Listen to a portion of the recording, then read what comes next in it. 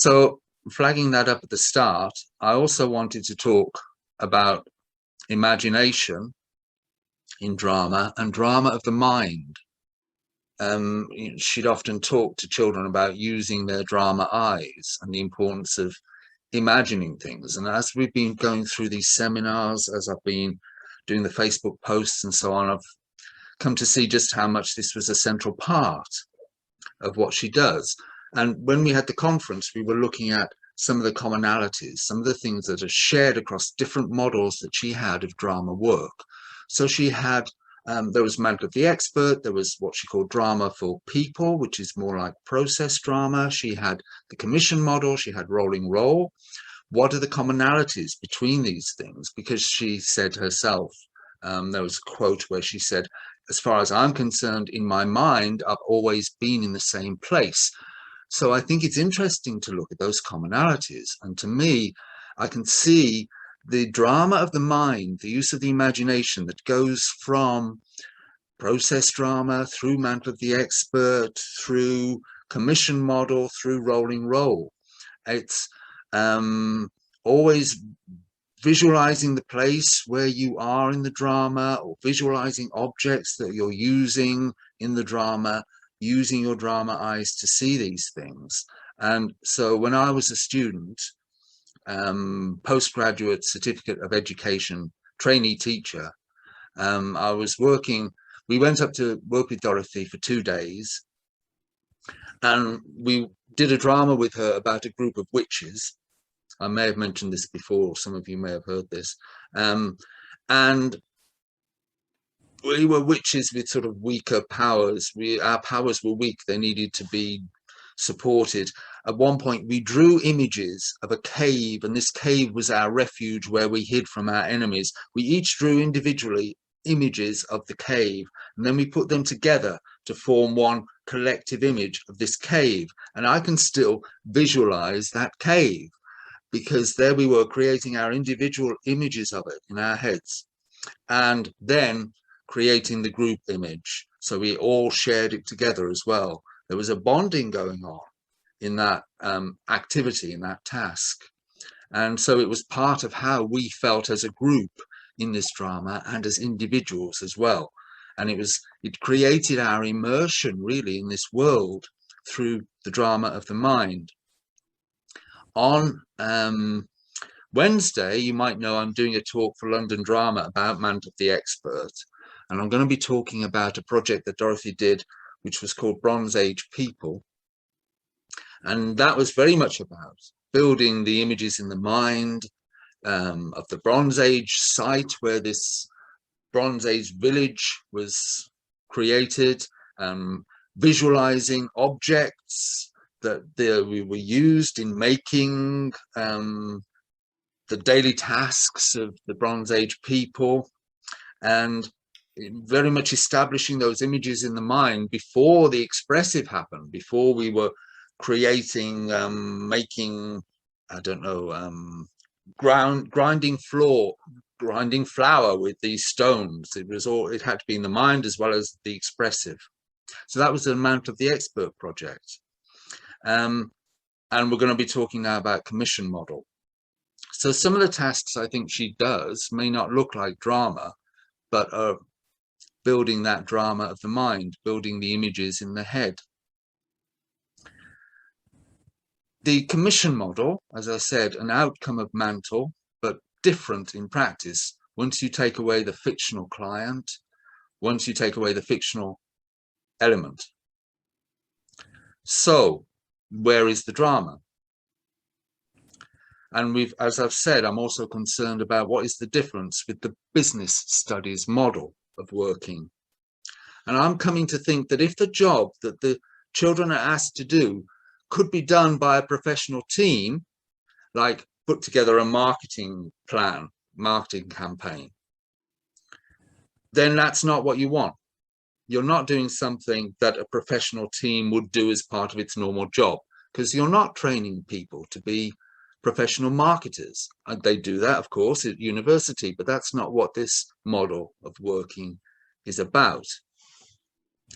So there, again, as we'll see, and I'm going to be talking about the Hexham Hospital Garden Commission, there's this emphasis on the drama of the mind and an emphasis on what I've called the imagined clients or the projected clients.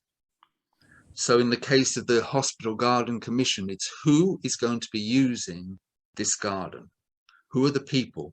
The people are at the center of it.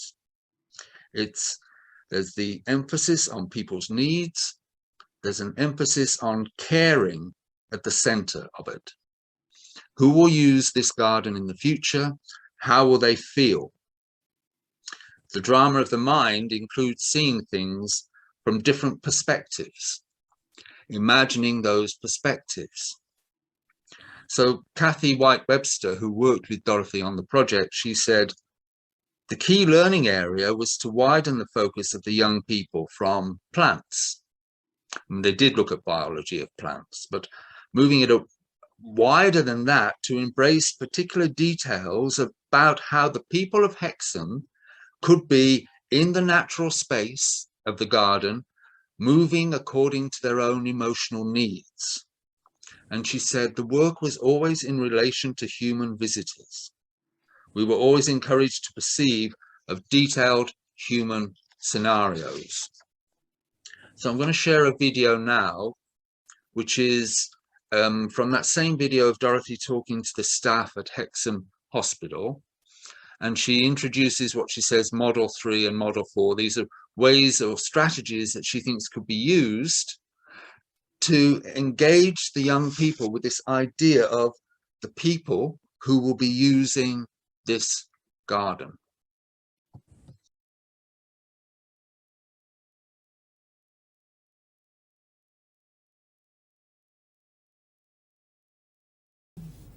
Now the third model you've got under your chairs. Would you like to just pull them out?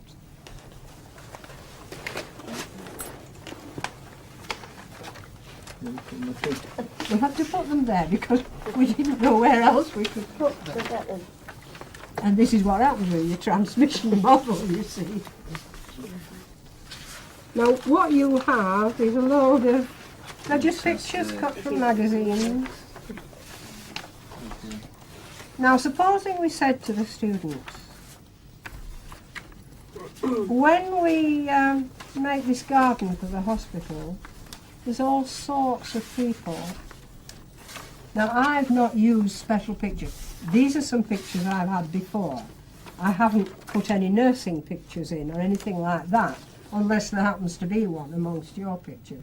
But we would obviously have to choose relevant pictures, not just this one.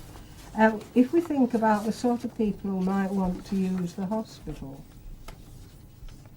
Now here you see, you're looking into picking up clues about people's lives.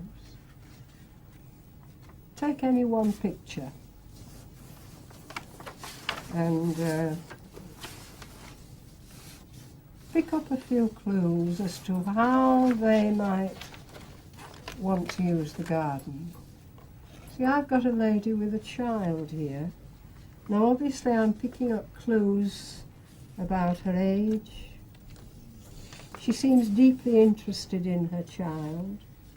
It's probably a grandchild. Why might they be in the hospital together?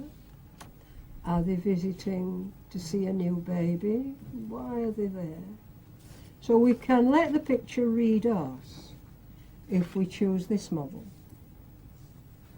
And of course it's an enchanting model, isn't it? Very enchanting. It's so enchanting that it's virtually useless, except it'll keep them happy.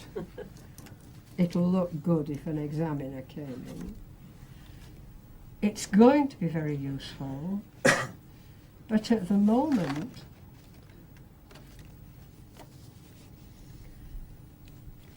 it just takes us to the people using the garden and our ideas about that. It doesn't take us to the garden made for the people. So we must still catch that up. We mustn't think we're any nearer the garden, but we're very near to the people. Now, all sorts of things happen. There's all sorts of prejudices come in because these are so enchanting. We get things like, well, I mean, obviously, if I'm very young, I might find that a bit of a silly picture. I'm not saying I would, but I might. So when we look at these pictures, we start having preferences, not because we're against everybody else, but because, oh, I like that, or she looks okay. You can't help it. And of course, if you want the people first, this could be quite a good system. Now we'll have to just temporarily lose our variety of gardens. So if I could trouble you to roll the top cloth back, and we'll look at model 4. It's just the black cloth you're rolling back. That's it. Now, here we have jobs, or some may be patients, I don't know, because if you pick those up, you'll find something written on the back. So pick a couple up.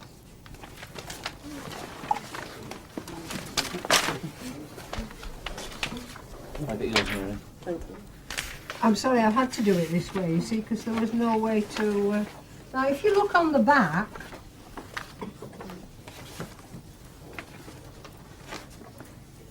you can see what we get here.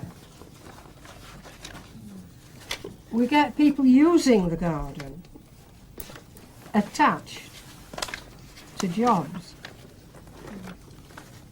We're not enchanted by whether that nurse looks young and dainty or whatever, or she's got bad ankles, or he looks too tired to do the job. We're not enchanted. Are we intrigued? Now, none of these statements, well, I don't think any of them are what you could call direct, factual statements. It's like oblique statements, like, well, death's always sad. I mean, I don't know who's picked that one up. I don't know who's got it. Read a couple out. It's just attitudes we have, isn't it? Anyone, I see the public voice comes in here, doesn't it? Who's waiting to I speak? picked up the chaplain, and the chaplain says, I was glad I was in early today. Yes, That was rather good. yes. I've got the electrician and it says it's Friday. Thank goodness I'm off this weekend. Yes, yes, yes, yes, yes.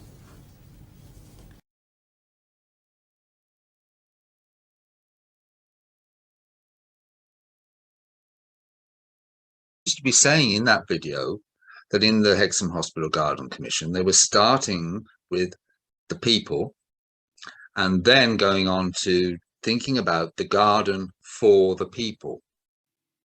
So it's actually, when she says starting with the people, they're starting with these imagined clients, not with the hospital itself and what the hospital might be saying, but the people who will use this garden in the future and imagining them. So she's got a couple of strategies there for starting the engagement with this idea of the people and imagining them and imagining their point of view. And they go on later in the project, they went on to encounter some of the adult commissioners, adult members of the team, in role as people who might use the garden. And each of them was given their own biography. So the children had to talk to them. And on one level, it was preparing them to go out later on. They actually went out into the community and talked to people. They went to a supermarket and talked to people to interview them about their views on the garden and the plans for the garden. But it wasn't just a rehearsal, I think, for that. It wasn't simply a rehearsal for that task. It was about how do you talk to people without interrogating them? How do you get inside their minds? How do you see things as they see? So that's why there was so much emphasis on that, in this project in the early stages. It was about getting inside their minds and seeing from their perspective. So this market research, I think it was important to her that they went out, they talked to people, and they didn't treat them as objects. They didn't simply get them to tick boxes.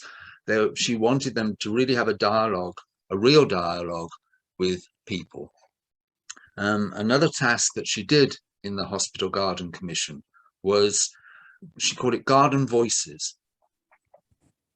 So they looked at different types of garden: a Zen garden, a bog garden, a topiary garden. Topiary, if you don't know, is those when you have bushes and they're cut into different shapes, like the shape of a bird, whatever.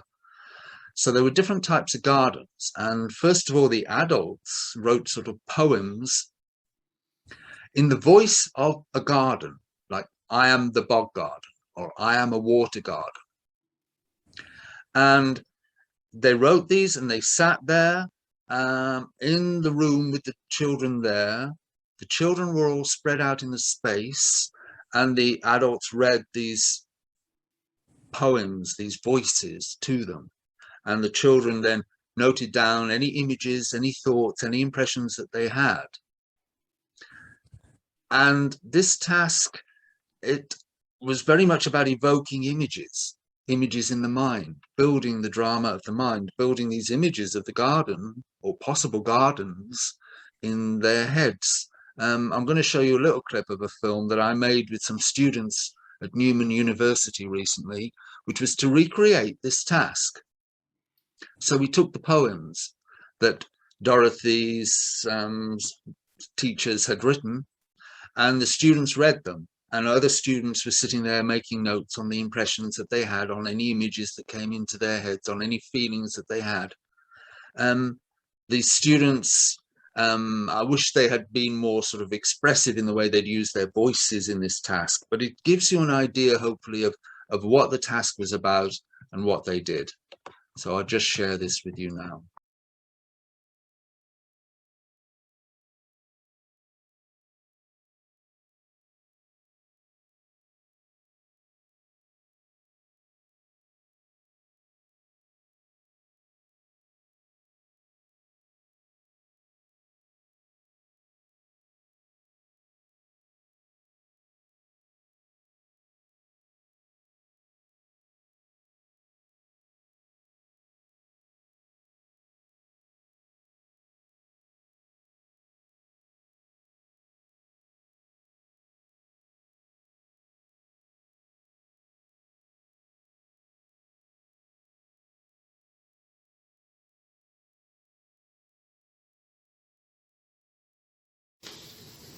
I used to feel awkward, unworthy even, when people visited me.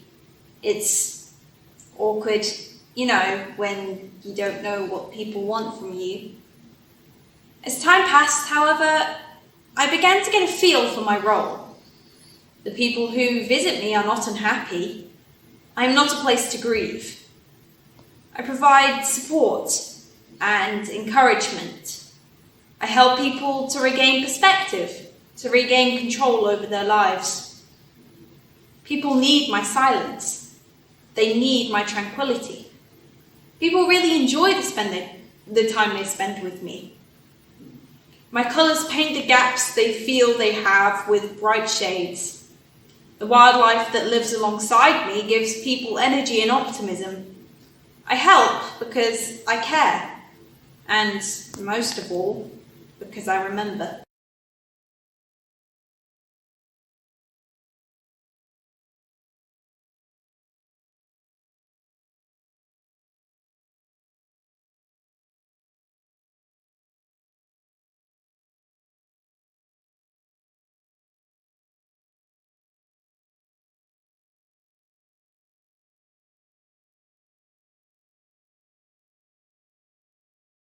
I am at peace.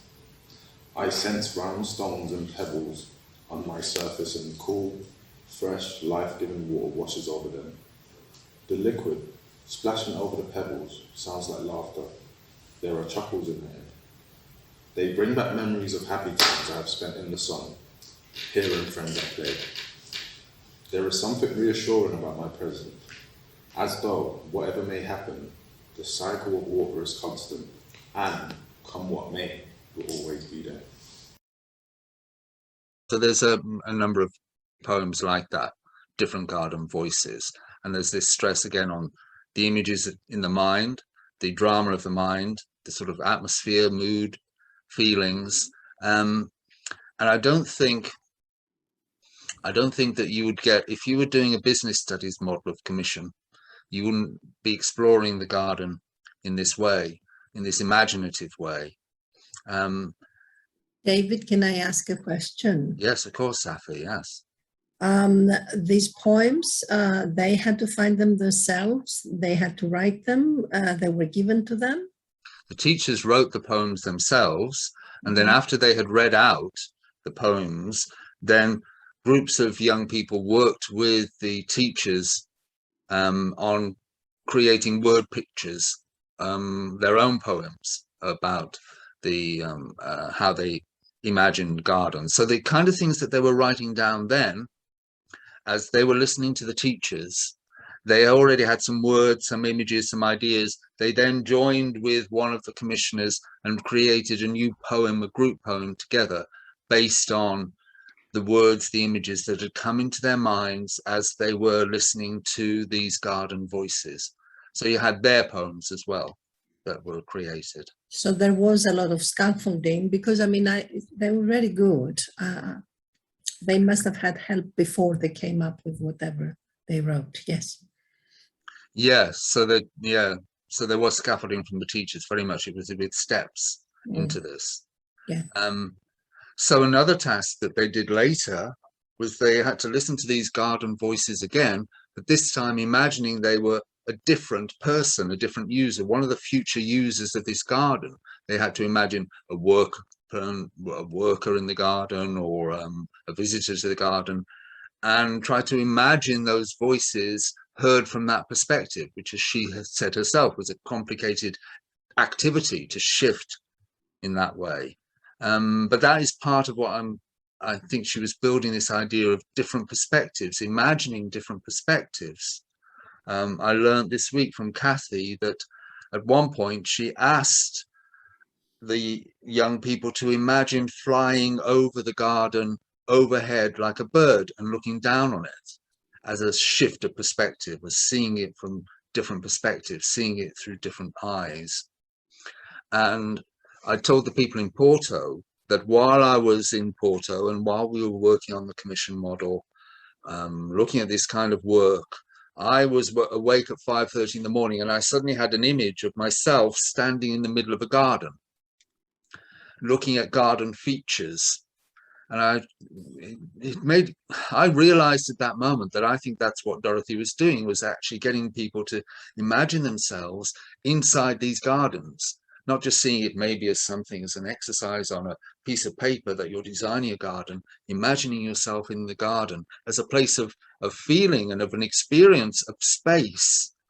And so I think she was putting the children imaginatively into the garden, imagining people moving in it. What do they see? How do they feel? Seeing things through their eyes. This to me was the drama of the mind that she was creating in the commission model. And so it may not, all the tasks may not look like drama, but it's creating that drama in the mind. And she was using theatre as well, because she said, in her own account of that Garden Voices exercise, where she's got the commissioners sitting in a line, reading the garden voices out, and she's got the children arranged in the space. It's a piece of theatre. They may not think of it themselves, the children, as doing drama, but it's created as a kind of theatre experience for them, because I think she thinks theatre. I may have quoted this before, but she said, I remember her saying, if you're using theatre in the classroom, you can't go far wrong. So she's setting up a kind of theatre event that they're taking part in. And so she still brought in plants, she brought in knowledge about plants, she brought in science of gardens and of building and so on. But I think that without that effective, imaginative dimension, then it isn't the commission model. Without this caring about people at the center, it isn't the commission model. So I think that's essential to us. So one more task I'm going to share with you that she did. Let me get this, let me share this with you as well. Okay, so these are garden features. She took some images from books or magazines of different garden features. And she wrote some notes about them. She stuck them onto these big sheets of paper. She wrote notes of descriptions, evocative descriptions underneath. And as I understand it, these were spread out on a table in the middle of the room, and the commissioners, as she called them, the people taking part in the project, they moved around and they looked at these things. And you can see here, these are things I found in the Dorothy Heathcote archive. Her note on one of them is, these are evocations to enable them, the children, to perceive factual things as experience forming. So you've got one here where you've got this statue, and underneath she's written, some forms may tell of a history of those lived long ago, of local significance, of these contrasting shapes, which is the guardian and which the guarded, and what shall be understood if messages are formed for the visitor to study. This is a simpler one. Some plants are living carpets to be seen at close by. Plants create color, form, and texture. And this image here, some crowds reveal territorial space, inviting exploration of shadow forms, texture, leaf, and hollow. I shared these with the partners in Porto, and they were sort of astonished at because you're talking about children who are 13 years old, and the complexity of some of this language surprised them. But also they noted how much it was writing that was meant to be oblique, elusive, evocative, not fixed in terms of giving factual information, although there's some factual information there as well, but also evoking, again, I think, ideas or images. And then from this, they looked at the descriptions. They talked about the features that might be in their own garden. But then, and we don't know how exactly, she got them creating, evoking the forms, the shapes, the objects that might be in their own garden. But she did it through dance, through drama, and so on. So there's an account of what she did. And it's in this article that she wrote for National Drama, A Vision Possible, which is the most important article she wrote about the commission model. I can send you a copy if you'd like it. And so she was describing this task. It's close to Christmas, and around the room are pictures of garden features taken from a National Trust coffee table book. Each picture is fixed to toned coloured paper, and beneath each one is somewhat cryptic, somewhat enigmatic statements, as for example, she quotes the one beneath the female statue. So then she says, it was this session, using the garden features pages with the written comments, that amazed those teachers who just popped in to see how the garden was coming along. Here were their mixed ability students, speaking as poets, forming shapes and space and creating images of mystery to be considered by their colleagues. Was it a movement lesson, choral speaking, dance, an exercise in evoking mood? So we don't know exactly how she set that up or how it ended up with them working in this very artistic way through dance or movement or choral speaking. But it seemed to me that the reason they were able to do that was that they had done so much in terms of exploring the images of the garden, the images in their mind, the whole affective, emotional experience of space and of garden. They had this all in their heads, and then they created these They did their own artistic creations of their ideas of the garden through artistic forms. We had a discussion at Porto thinking about how we might use those images and those materials and to take it into the expressive mode. But here she was moving into the expressive mode, having done so much work on the internal, the inner mind, the drama of the mind. And I believe, Yona, you studied the materials that were at the end of the project. They presented materials to the hospital, to the architects who went away and created the design. But it wasn't that they were presenting a formal design that you might expect an architect to come up with. An architect came up with that design later on, taking ideas from what the children produced. But the children presented their ideas, I think, in terms of stories, in terms of some kind of drama presentations or even movement presentations. I haven't seen those. You've seen those, Yona. How Well, I did have they seen them, show? but it's been quite a while since I looked at them. But they were quite sort of, they had lots of, as you say, stories, poems, artifacts, things that depicted their ideas. And they were sharing them verbally from what I could see. And people were looking at them, but yeah. But I mean, what was interesting is, and I think Dorothy would have said this, is about the public voice they'd found, to be able to share those with you know, sort of people from the hospital who were quite senior people in the hospital. So there was the confidence and having that dialogue with them, I think was quite impressive really for 13-year-olds. But I don't have a very solid idea of everything that happened there, sorry. No, but I think they chose different ways to share their ideas, to express their ideas, and that could have been through drama means, through dance means, but along the way they've done all this other work that might not look like drama. That's right. But it Lots is of the drama paper of the mind. drawings, you know, images. That was tended to be the same.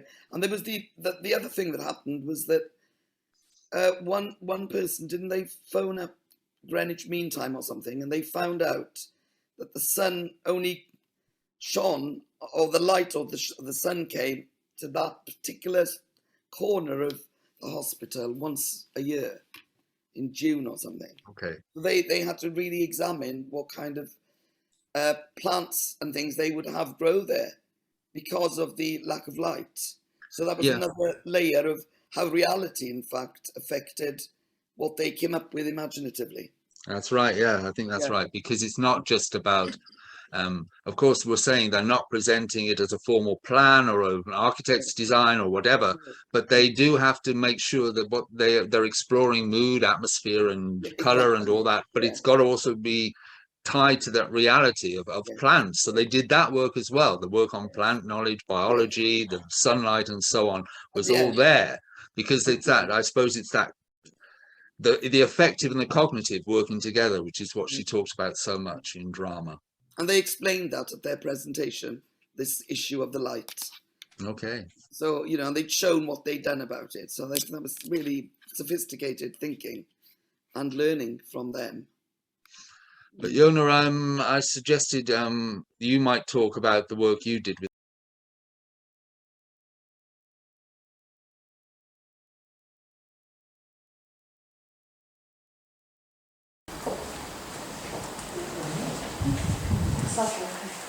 Subtle cues. Subtle is nicht cues ist Töne, also Farbtöne. Subtle ist subtil. Das ist so das Fast. Aber das benutzt man, das ist das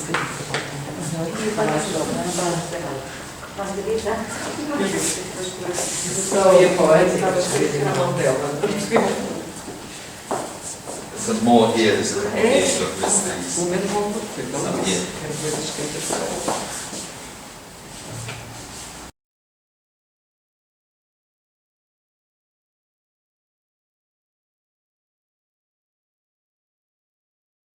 Our first idea was maybe students can read the plans and they can draw their own gardens. We can have a big map on the floor as we did before. And they can draw their own gardens, features, and some pools, some plants, some sculptures, and they can create their own garden. And your idea that you want Was that somebody like is on the telephone and they pretend they're on the telephone and they're walking through their garden and describe like what it feels like. So you walk, you crunch on the gravel, and then I can hear the bird and I can hear find the coolness from the water. And it's a little bit sunny, so I go in the shade. There's a beautiful tree with really nice leaves. So do like a little narrative, yeah. Create like a story. Yeah, and as I said to you, that's like, it doesn't look like drama, but it's drama of the mind. Yeah. It's the idea in your head. It's like illustrating it, yeah. We thought also about mapping. We thought not mapping just one map, but maybe different groups, building their gardens, just putting flowers on the same idea, and then they show their gardens to the others. They invite them to come in, and they explain first, and then they walk in the garden. And then there could be the next level, that there is some things happening in these gardens. For example, the dog is disappeared. They have to look for the dog. Where do we? First I looked there, then I looked there, and I had to climb those stairs. Or murderer. Yes, like witch, yeah, the other one. There's a murderer in this garden. Witches. Or a couple is walking. So that there are stories in this garden. Yeah. And they can, and further we did not get.